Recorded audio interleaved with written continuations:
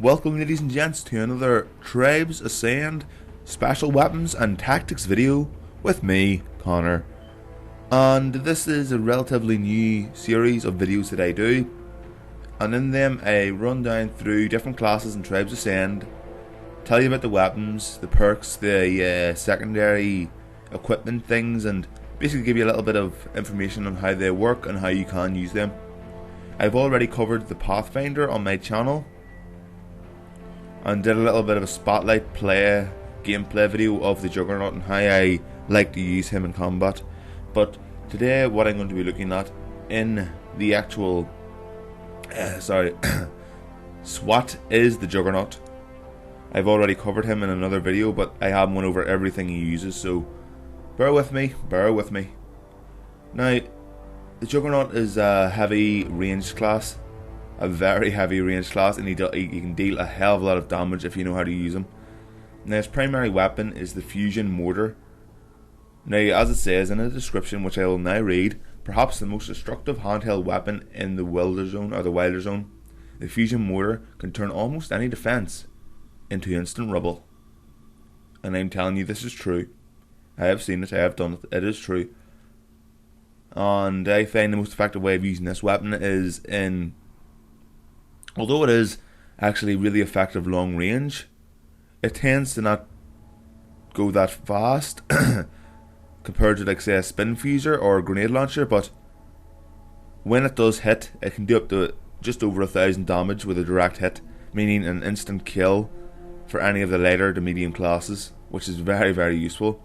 But what I like to use this weapon for is getting into the enemy generator room and using it in close combat, because the blast radius will deal a hell of a lot of damage to enemies who are confined with the small corridors and rooms in and around the generator room, and that's incredibly useful. You can mount up loads of kills, you can restrict the enemy's use of their generator, you can stop them from repairing. There was a game I was playing a couple of days ago, and it was me, a technician, and an infiltrator. The technician had set up sensors and turrets, and the infiltrator was just going back at the front, from the back entrance to the front entrance, letting us know if anyone was coming. And I wasn't really paying any attention. It was on the map Arx Novena, the large green plains map with a huge bridge going through the middle and things. The back door of that leads out to the back of your base, and I was just messing around and just firing random mortar shots off in random directions, and I actually got a friggin' kill about a mile away with this thing, and I just fired it and it just kept going, and the guy reported me for hacking. Yeah, although Hi-Res got back to me and unconfirmed this little allegation, which I was happy about, because I didn't cheat anyway. It was a fluke. But I would also use this weapon for bombarding the enemy flag area from a distance, because you'll always have Doombringers or other classes standing on top of their flag trying to defend it with shields, turrets, and mines and claymores. So what I like to do is lay down a load of artillery fire and mortar fire on that location just to get rid of the defences. If there's a Doombringer standing on top of their flag, he will not stand there if he's getting hit with mortars. That's just a fact. Okay, the MIRV launcher, or the MIRV launcher, a modified version of the fusion mortar. The MIRV launcher, MIRV, that doesn't sound right, can spread its damage over a larger area. Now, this is kind of like a cluster weapon. It explodes in like smaller pieces, and they explode on impact. Whereas the fusion mortar, if you fire within close range of yourself, if you fire within a short distance, it takes a couple of seconds to actually explode, because there's a delay on it, like a 2 to 3 second delay. But this MIRV launcher is very, very good as well. I would say it's better for close range combat, but overall I prefer using the fusion mortar. Even if I did have the XP or the gold to unlock that, I wouldn't. I would still use the mortar. I've been using it from I started the game. The Juggernaut was the first class I have played, and it will be the only class I really play in this game. It's the only class I really got a feel for. He might be heavy, he might be Slow, but I love the guy. I love him. And I guess we're moving on to secondary weapons now. Now this is basically just a spin fuser, and it does more damage in a larger radius. No, sorry, it doesn't do more damage in a larger radius. It just has a larger explosive AoE area thing. Yeah, it does more damage. It says in the description, the spin fuser MKD has been modified for a larger radius, and so it has. I use that if a situation calls for it, where I don't have time to reload my mortar, because the mortar does take quite a couple of seconds to actually reload, and it can be life threatening to actually try and reload when the enemy's coming down on top of you. That's what she said. The X1 LMG, and this is just a light machine gun. It is. I would prefer this over the spin fuser, to be honest, because if I did get a mortar shot off and it did a little bit of damage to the enemy, I could still use this to pick down their health. And as it says in the description, anti-air, so you can take down the air vehicles, the little fighters that fly around the map, whose name I've forgotten. But yeah, I've seen a couple of people use this, and it does actually seem quite awesome. I mean, it's got a high rate of fire, but it does low damage. So if you even that out, it does average damage, and well, I suppose it's not as good as the actual Doom. No, it's nowhere near as good as the Doombringer weapon. But even so, I prefer to use it over the spin fuser, because I might play a lot of the actual Juggernaut, but I suck with the actual spin fuser.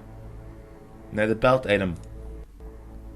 First we have a heavy AP grenade, and AP is anti-personnel, as you all well know. AP grenades deal massive damage to humans, but are very poor against armoured targets such as base turrets, generators and vehicles. This also comes back to the little strategy I had earlier, where you get inside the generator room. Because it's so confined and the corridors are so narrow, this grenade is very, very useful. Just throw this grenade, and if thrown correctly and at the right location, you can kill somebody in one of the the corridors in this game in the generator are very, very narrow. If somebody's standing in the corridor and the grenade's in the corridor, it's got to hit them, unless they're standing away back from it. But if it's in their general area of the corridor, it will do damage to them. And secondly, we have the spin fuser disc. Freehand throwing a spin fuser disc may seem crazy, but for juggernauts, it is a favourite sport and a valued show of strength. Discs explode on contact with any surface. S+2.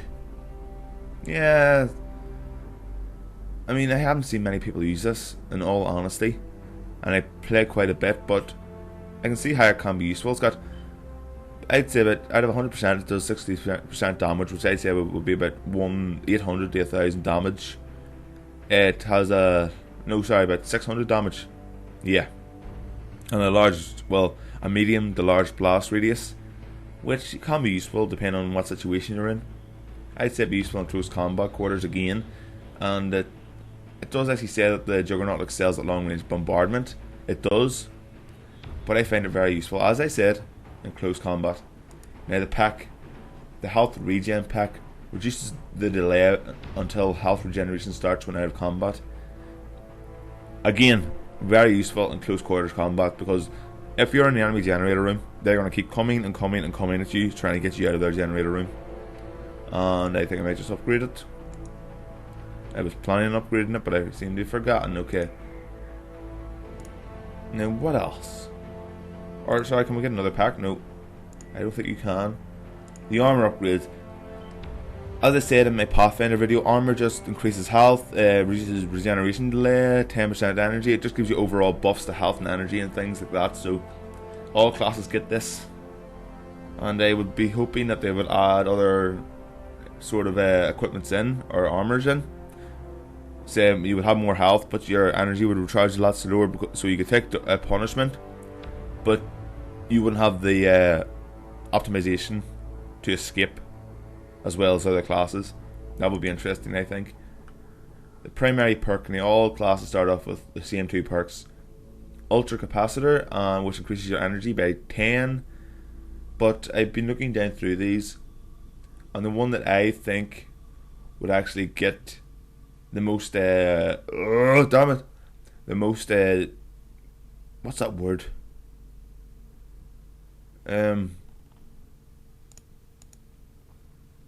I forget. But what I would like to use,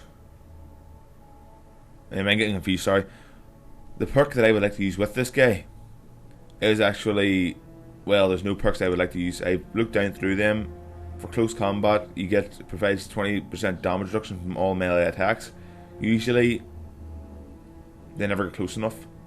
On the looter, actually yes, looter. I'd be very interested in looter. Seeing how you're in the enemy base, if you're not getting a lot of kills, and you do actually get a single kill, but you're very low on ammo, it would help you a great deal in getting more ammo for the situation, for holding the actual enemy generator room.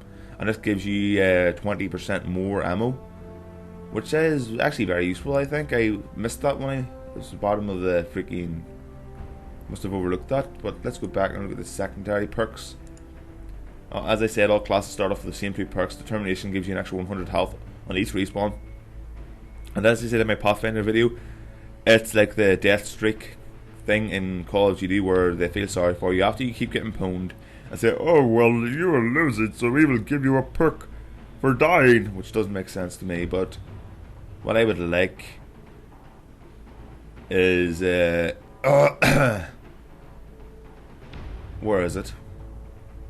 You can also see that I record off the bat. If something's in my head, it doesn't stay there for long, so I just hit record and start speaking.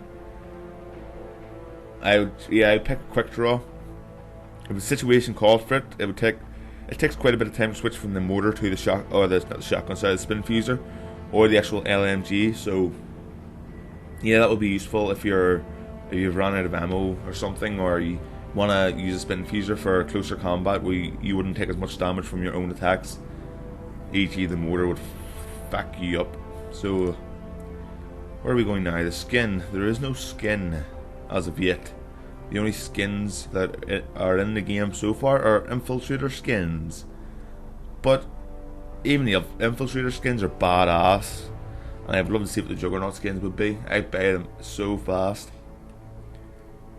So anyway, this has been Connor with the S.W.A.T Addiction Gaming channel.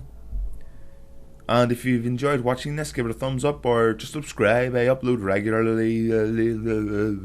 I do playthroughs. I'm currently doing a Ocarina of Time where I give the characters in the game a voice. Every single character a voice.